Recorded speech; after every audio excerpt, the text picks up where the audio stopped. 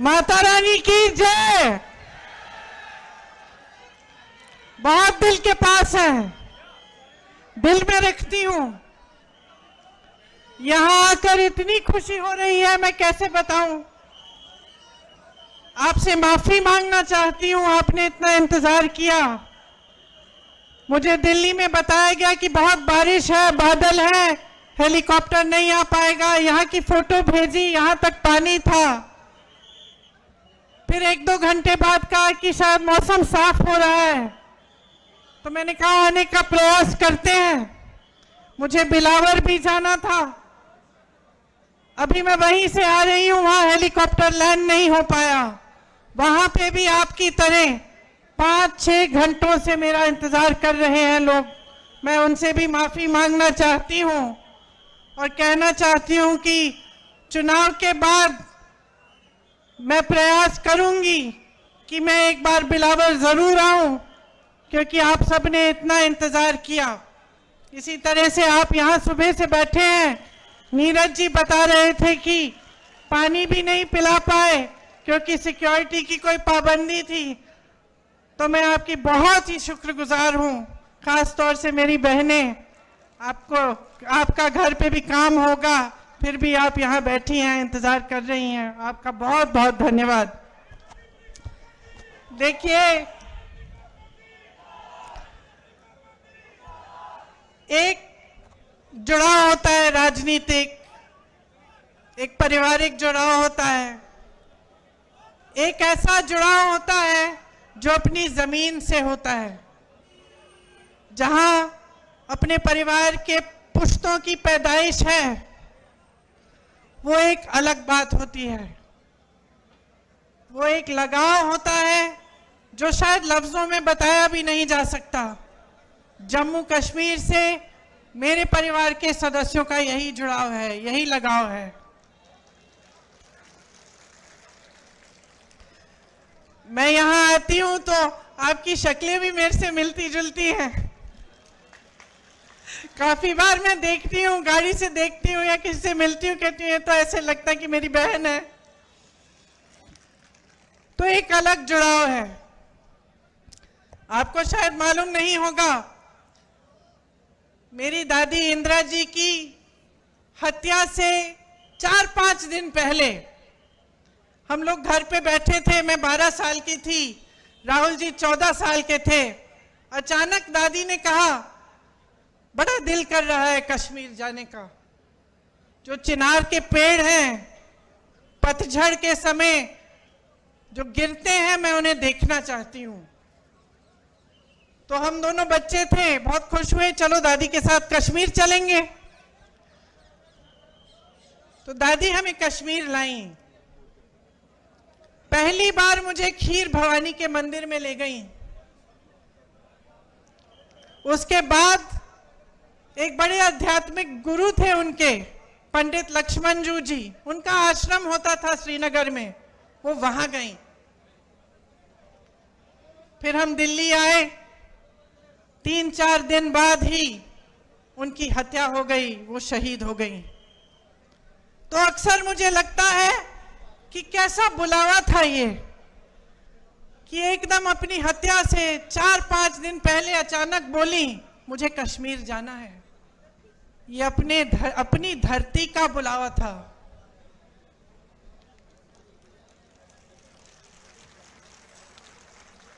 ये माता का बुलावा था कि वो खीर भवानी गई। पहली बार अपने दोनों पोती पोती को वहां ले गई। और उसके बाद से जब भी मैं श्रीनगर जाती हूं, मैं जरूर खीर भवानी माता के यहाँ जाती हूं और अपनी दादी को याद करती हूं। दरअसल ये देश का शिखर है। प्रकृति ने आपको सब कुछ दिया, सुंदरता, संसाधन, बड़े बड़े आध्यात्मिक गुरु जो यहां से चले और सिर्फ अपने देश भर में नहीं लेकिन दूसरे देशों तक गए और धर्म की बात की, अमन चैन की बात की। आपके पास सब कुछ था, एक धार्मिक परंपरा, जैसे मैंने कहा, प्राकृतिक सुंदरता, संसाधन, और शायद ये दुनिया का तरीका है, दुनिया का स्वभाव है कि जब किसी के पास सब कुछ होता है तो जिसकी नीयत ठीक नहीं होती है वो उसे छीनने की कोशिश करता है, उसका इस्तेमाल करता है।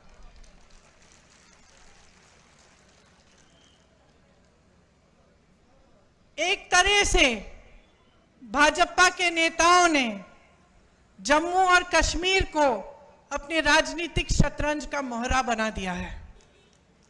यहां के लिए नीतियां नहीं बनती, आपके लिए नीतियां नहीं बनती, आपके प्रति जो नीतियां बनती हैं वो देश में जज्बातों को उभारने के लिए, राजनीति करने के लिए बनाई जाती हैं। मैं मोदी जी का भाषण देख रही थी, यहां आ रही थी, मैंने सोचा देखूं मोदी जी क्या कह रहे हैं। शायद कटरा का भाषण था। भाषण को सुनते सुनते मुझे ऐसा लगा कि जनता अपने नेताओं से क्या चाहती है। थोड़ी ईमानदारी, कम से कम थोड़ी तो होनी चाहिए, थोड़ी सी सच्चाई, एक कर्मठता, एक गंभीरता कि जनता की क्या समस्याएं हैं, ये नेता समझ रहे हैं कि नहीं समझ रहे हैं। और मुझे उस मोदी जी के भाषण में लगा कि वो गंभीरता ही नहीं दिखी। वो कहने लगे कि 10 सालों से यहाँ का जो रेलवे स्टेशन है, हमने इस रेलवे स्टेशन को में सुधार हम लाए हैं, इसमें परिवर्तन लाए हैं। मैं सोच रही थी 10 सालों से आप प्रधानमंत्री रहे हैं, आप कटरा आके कह रहे हैं कि मैंने आपके रेलवे स्टेशन में सुधार कर दिया। विकास की एक धारा होती है, जैसे जीवन की होती है। एक समय में मेरी बहनें यहाँ बुजुर्ग बैठी हैं, वो रोटरी वाले टेलीफोन होते थे, आपको याद है, यूं घुमा के फोन करना पड़ता था। जम्मू से दिल्ली फोन करना पड़ता था तो बुकिंग करनी पड़ती थी, 2-3 हफ्तों बाद ट्रंक कॉल लगता था। आज सबके पास स्मार्टफोन है। परिवर्तन होता है, विकास होता है, रेलवे स्टेशन में सुधार होते हैं।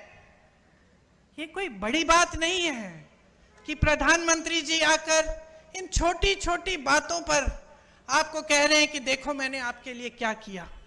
ठोस बात क्यों नहीं कर रहे हैं?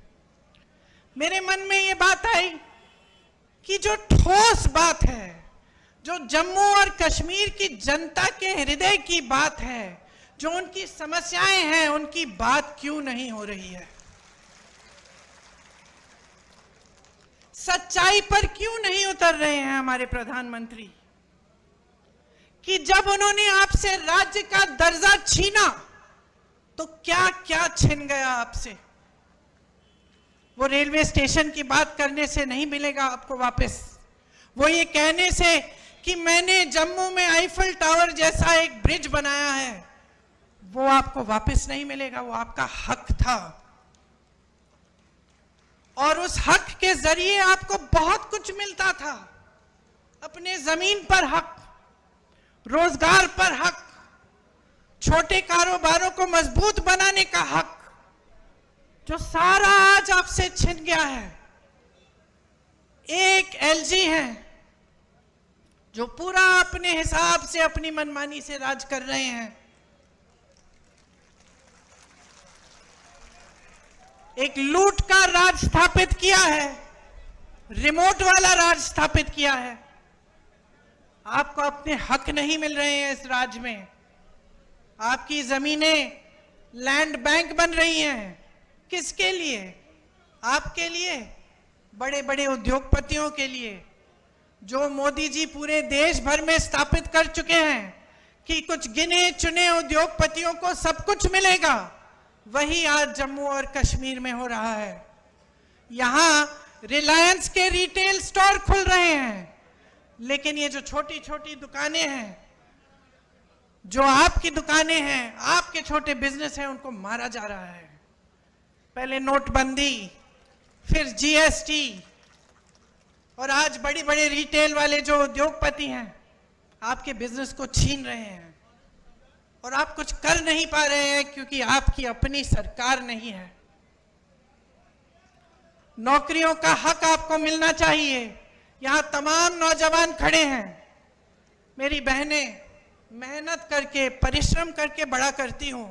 मैं 52 साल की हूं, मेरा बेटा 24 साल का है, मेरी बेटी 22 साल की है। क्या चाहते हैं हम अपने बच्चों के लिए?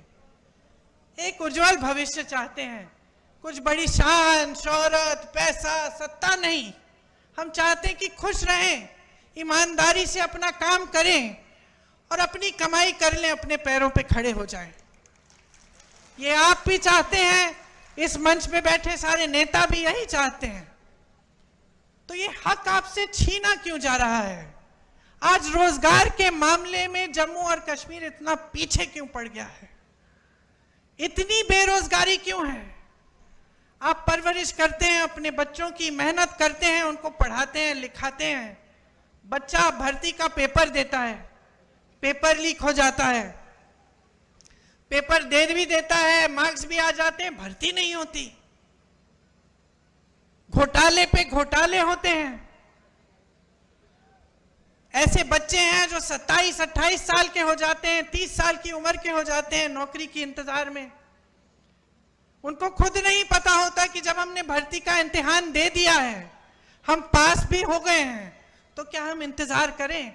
हो सकता है 6 महीने में नौकरी मिल जाएगी, हो सकता है 2-3 महीनों में नौकरी मिल जाएगी। तो बेचारे इंतजार करते रहते हैं, सोचते हैं कहीं और लग जाएंगे तो ये भर्ती निकल जाएगी तो हम रह जाएंगे। और इस तरह करके साल पे साल गवा देते हैं, अपनी जवानी गवा देते हैं। बच्चों की शादी नहीं होती, जब रिश्ता लेके जाते हैं कहते हैं कि भाई नौकरी नहीं है, रिश्ते नहीं पक्के होते। तो इस तरह से कैसे आगे बढ़ेंगे हम? आपके एलजी बाहरी हैं, साफ तमाम जितनी भी पॉलिसियां जितनी भी नीतियां बन रही हैं बाहर वालों के लिए बन रही हैं। 450 मिनरल के जो ब्लॉक हैं उनमें से 200 के ठेके बाहर के लोगों को दिए हैं। आपको रेत, आपकी रेत है, आपकी बजरी है, बाहर भेजी जा रही है, आपको खरीदनी पड़ती है अपने घर बनाने के लिए, तो उसका दाम महंगा होता है कि नहीं? आपको घर में छोटी सी छोटी मरम्मत करनी पड़ती है, आप घबराते हो कि कैसे करेंगे? कोई बीमार पड़ता है, घबराते हो, इलाज कैसे करवाएंगे? और यहां बाहर की सारी कंपनियां आकर सब कुछ लूट रही हैं। 10 मिनरल के ब्लॉक्स हैं, 26 रेत के खनन, सारे ठेके बाहर के इनके मित्रों को दिए गए हैं। बाहर की कंपनियों को ला कर आपके जितने भी छोटे कारोबार हैं उनको खत्म किया जा रहा है। ये तो मैं मंच पे खड़े होकर कह रही हूं, एहसास तो आपको है। अब त्योहार का महीना आने वाला है, एक तरफ घबराहट कि त्योहार के लिए हमें अपने घर को सजाना है, मेहमान आएंगे, खाना खिलाना है, सब कुछ करना है, कैसे करेंगे? महंगाई इतनी है। और दूसरी तरफ ऐसा एहसास होता है कि पता नहीं इस साल बिक्री होगी कि नहीं, धनतेरस आएगा, दिवाली आएगी, लोग खरीदेंगे कि नहीं, क्या हमारे कारोबार चल पाएंगे कि नहीं? ये आपकी असली समस्याएं हैं। इन समस्याओं से जूझ रहे हो आप। वहां केंद्र में मोदी जी, अडानी जी और अंबानी जी को बढ़ा रहे हैं, यहां आपके एलजी अपने मित्रों को आगे बढ़ा रहे हैं। माता वैष्णो जनरल स्टोर या रघुनाथ मार्केट के जो कारोबार हैं उनको बढ़ावा कौन दे रहा है? ये रिलायंस रिटेल हर जगह जो खुल रही है वो तो खूब तेजी से बढ़ रही है। आपके लिए ठोस काम क्या हो रहा है?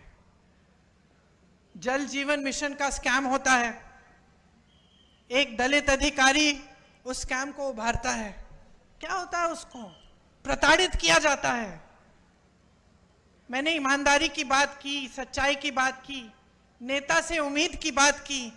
यह उम्मीद होती है ना कि अगर कोई अधिकारी ईमानदारी से बता दे कि भाई ये स्कैम हो रहा है, करोड़ों लूटे जा रहे हैं, तो आप उसका संरक्षण करें, उस स्कैम की जांच करें, उल्टा उसे प्रताड़ित किया जाता है।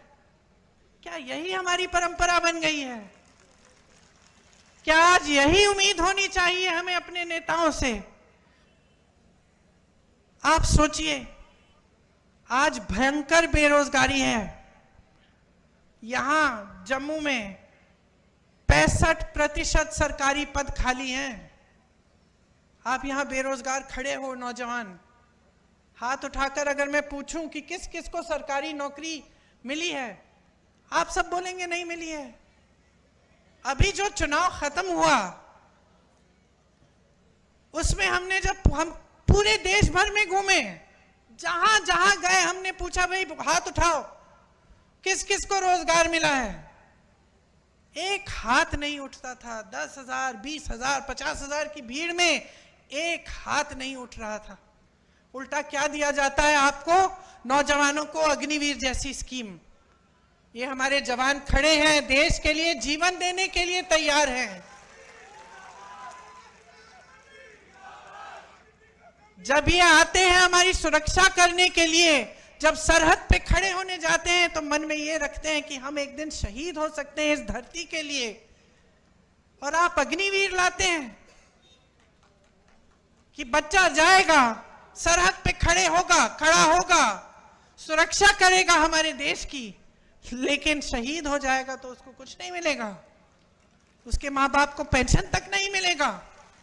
और इसके लिए हम सारे विपक्षी दल लड़ रहे हैं, बार बार इन मुद्दों को उठाते हैं, लेकिन इतना अहंकार है इस सरकार में, हमारे प्रधानमंत्री जी ने, कि वो जानते हुए कि ये गलत स्कीम है, जानते हुए कि ये नौजवानों के लिए ठीक नहीं है, वो पीछे नहीं हटते। वो कहते नहीं है कि ठीक है, गलती हो गई, गलत स्कीम ले आए, हम इसको सुधार देते हैं। जहां आपको आर्मी में, फोर्सेस में रोजगार का मौका मिलता था, वो टूट गया है, आज नहीं मिलता है। खेती में रोजगार बनते थे, आज नहीं बनते हैं। सबसे ज्यादा रोजगार हमारे देश में, हमारी देश की जो रीढ़ की हड्डी है, वो छोटे कारोबार हैं। ये सारी दुकानें जो मुझे यहां से दिख रही हैं, आप रोजगार दिलवाते थे। ये छोटे छोटे बिजनेस जो अपना कुछ बना दिया, कानपुर में लेदर का बिजनेस था, आगरा में कोई और बिजनेस, मुरादाबाद में पीतल का बिजनेस, यहां जम्मू में और बिजनेस, सारे तमाम ऐसे बिजनेस बंद हो रहे हैं, तो रोजगार वहां से भी नहीं मिलेगा। तो कौन सी स्कीम है इनके पास रोजगार दिलवाने की? सिर्फ स्कैम, पेपर लीक, अग्निवीर जैसी फिजूल की स्कीमें।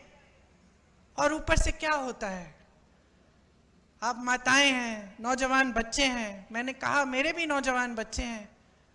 जब बच्चे में ये नाउम्मीद हो जाती है कि मेरे भविष्य में कुछ नहीं है, मैं कमा नहीं पा रहा हूं, घर पे बैठा रहता है, तब ड्रग्स फैलते हैं।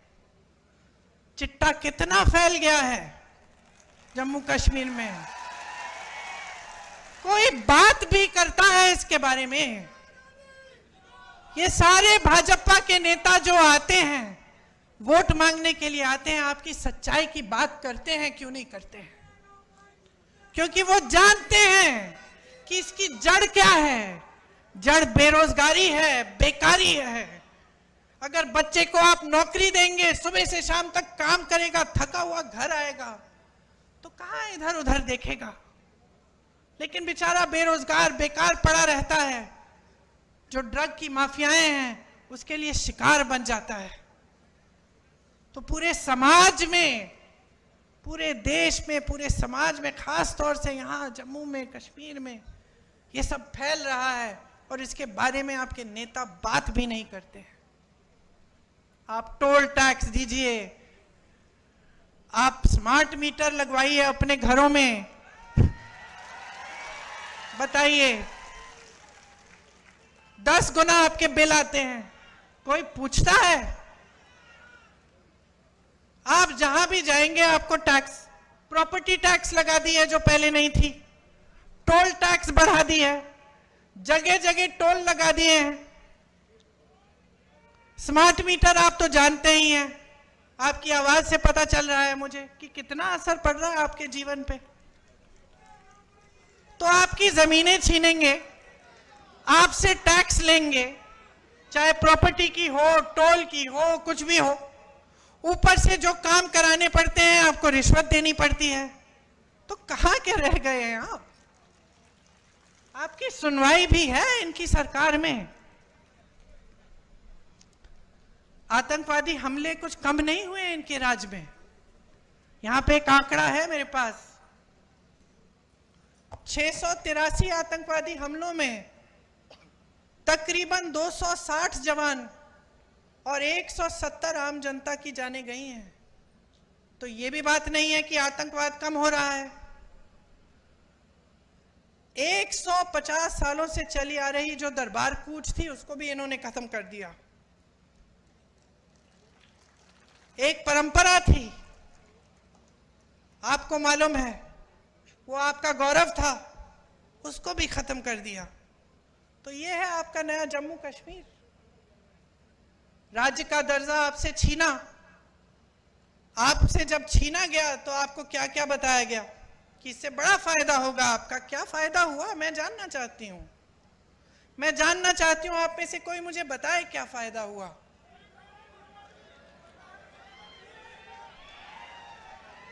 आपसे जो संविधान ने आपको जो सबसे बड़ा अधिकार दिया था, वोट का अधिकार, समानता का अधिकार,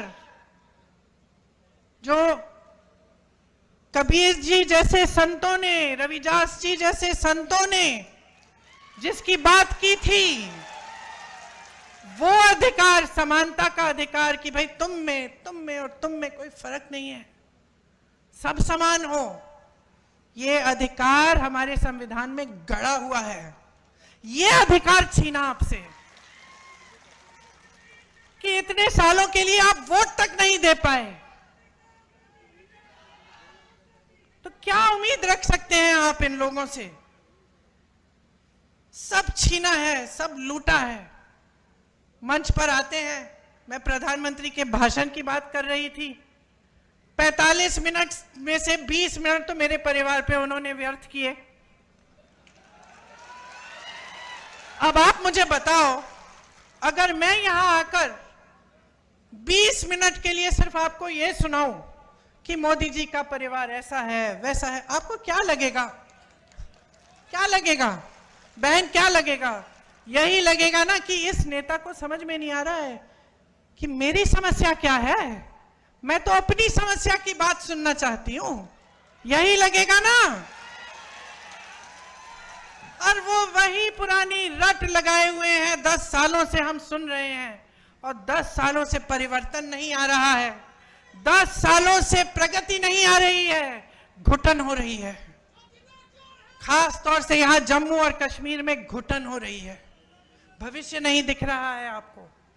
तो मैं आपसे क्या कहने आई हूं, पहचानिए, सच्चाई को पहचानिए। इंदिरा जी की बात की, उनकी लगाव की बात की, एक सच्चाई थी उसमें, एक गहराई थी, वो हम आज तक अपने दिल में रखते हैं। ये हमारी धरती है और आपकी धरती है। आप वहां बैठे हो, नेता मंच पे बैठे हैं, आप अलग नहीं हो नेताओं से। ये अलगपन दूर करना पड़ेगा हमें। आपको समझना पड़ेगा कि ये नेता आपने बनाए हैं। आपको समझना पड़ेगा कि नेता आए आपके सामने, आपकी समस्याओं के बारे में बात करे, तब तक आप वोट मत दो उसे, चाहे कोई भी हो। ये लड़का नीरज, मैं इसे अच्छी तरह जानती हूं, संघर्षशील है, ईमानदार है, और सबसे बड़ी बात पता है क्या है? हिम्मत है इसमें, लड़ने की हिम्मत है। जब जब मैंने दिल्ली बुलाया कि आ जाओ धरना प्रदर्शन है, एकदम आया और पीछे नहीं हटा। पुलिस ने लाठी मारी, तंग किया, धकेला, मारा, पीटा, फिर भी पीछे नहीं हटा। तो मैं अपने अनुभव से जानती हूं कि नीरज में हिम्मत है, लड़ने की शक्ति है और आपके लिए लड़ेगा।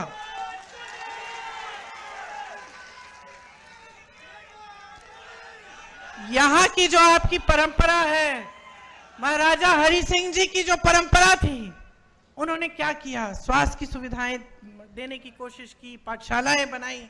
ये आपकी परंपरा है, सेवा की परंपरा है कि एक राजा भी सबसे पहले सेवा करते थे।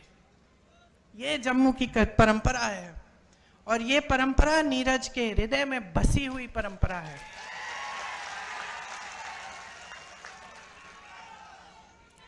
मैं आपसे कहने आई हूं कि नीरज को आगे बढ़ाओगे तो आप अपने भविष्य को मजबूत बनाओगे। नौजवान है मगर समझदार है। इसमें वो विवेक है जो हर नेता में होना चाहिए कि जनता सर्वोपरि है, मेरे से बड़ी है, ये समझते हैं। चुनाव के संदर्भ में यहां आई हूं तो मैं आपको यह भी बताना चाहती हूं कि कांग्रेस पार्टी का एक विजन है, एक नजरिया है आपके लिए, आपके भविष्य के लिए। हम आपके राज्य का जो दर्जा है वो आपको वापस देना चाहते हैं। मुझे हंसी आई, देश के गृह मंत्री जी ने एक भाषण दिया यहां आकर कि भाई राज्य का दर्जा वापस चाहिए तो हमें वोट देना पड़ेगा। अरे जब छीना आपने है, ये तो वही बात हुई कि घर के अंदर चोर आया, आपका टीवी लेके चले गया और फिर चोर कहता है कि टीवी वापस चाहिए तो भाई मेरे से पूछो। वही बात हुई ना, लिया आपने, अब कह रहे कि वोट नहीं दोगे तो हम देंगे। अब हम ही दे सकते हैं और कोई दे ही नहीं सकता आपको। समझ लीजिए क्या चाल चली जा रही है आपके साथ। तो कांग्रेस पार्टी चाहती है कि एकदम हमारी सरकार आएगी तो हम आपको राज्य का दर्जा वापस देंगे। 150 साल पुरानी जो दरबार कूच की जो परंपरा है वो फिर से शुरू की जाएगी। आपके रोजगार, आपकी जमीन को हम सुरक्षित करेंगे। हम सुरक्षित रखना चाहते हैं। हम चाहते हैं कि आपके रोजगार का हक, आपका जमीन का जो हक है वो आपके हाथों में वापस जाए। जहां जहां कांग्रेस की सरकारें आज है प्रदेशों में, वहां हमारा ये पूरा प्रयास है। हम पेपर लीक के लिए एक जॉब कैलेंडर निकालना चाहते हैं और सख्त से सख्त कार्रवाई करना चाहते हैं अगर कोई पेपर लीक हो, ताकि जॉब कब मिलेगा, पेपर कब होगा, रिजल्ट कब आएगा, ये सब पहले से निर्धारित हो। और इसके साथ कोई इधर उधर करने की कोशिश करे अधिकारी तो उस पर सख्त कार्रवाई हो। खाली पड़े 1 लाख पदों को हम भरना चाहते हैं। बेरोजगार युवाओं को प्रति माह 3,500 रुपए हम देना चाहते हैं ताकि उनका थोड़ा आत्मविश्वास बने, अपने पैरों पे खड़े होने का कम से कम मौका तो मिले। घर की मुखिया महिला जो है उनको हर महीने 3,000 रुपए हम सम्मान राशि देना चाहते हैं। ये जहां जहां हमारे प्रदेश हैं वहां ये काम हम कर रहे हैं। 25 लाख तक स्वास्थ्य बीमा हम निकलवाएंगे। आज हमारे प्रदेशों में ये काम हो रहा है और राजस्थान में जब हमारी सरकार थी तो हमने किया और उससे बहुत लाभ हुआ लोगों का। कैंसर के पेशेंट्स का, जो बड़ी बड़ी बीमारियां होती हैं, बड़ी बड़ी सर्जरियां करनी पड़ती हैं, वो लगभग मुफ्त हो गई क्योंकि 25 लाख तक आपका बीमा था। ये स्मार्ट मीटर्स इंस्टॉल करने पर रोक लगेगी। घरेलू और कमर्शियल उपभोक्ताओं के जो पेंडिंग बिल हैं वो हम माफ करवाएंगे।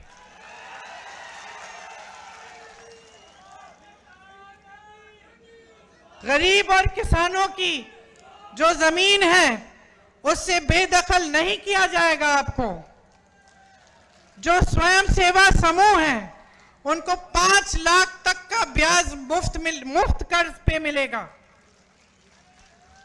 ओबीसी को संविधान के अनुसार अपना पूरा हक मिलेगा। मनमोहन सिंह जी के समय कश्मीरी पंडित भाइयों और बहनों के लिए शुरू हुई जो रिहैबिलिटेशन पॉलिसी थी उसे दोबारा हम शुरू करवाएंगे। देखिए, यहां आकर बड़ी बड़ी बातें करना आसान है। आपने तो बहुत नेताओं की सुनी होंगी बातें। एक विश्वास की बात होती है, प्रमाण की बात होती है कि ये जो कह रहे हैं कहीं पे इन्होंने किया भी है।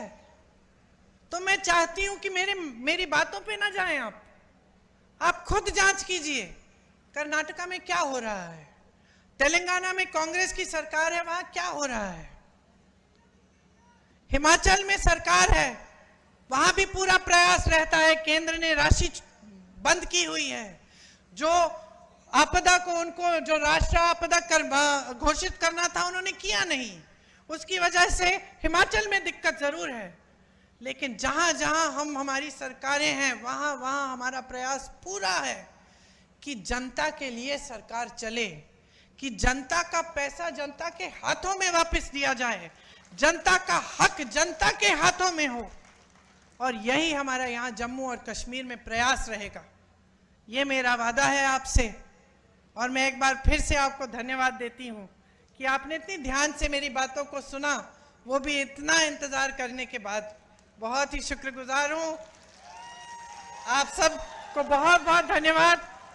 और जल्द ही श्राद्ध खत्म होने वाले हैं, नवरात्रि शुरू होंगी, त्योहार आएंगे, उसके लिए बहुत बहुत शुभकामनाएं।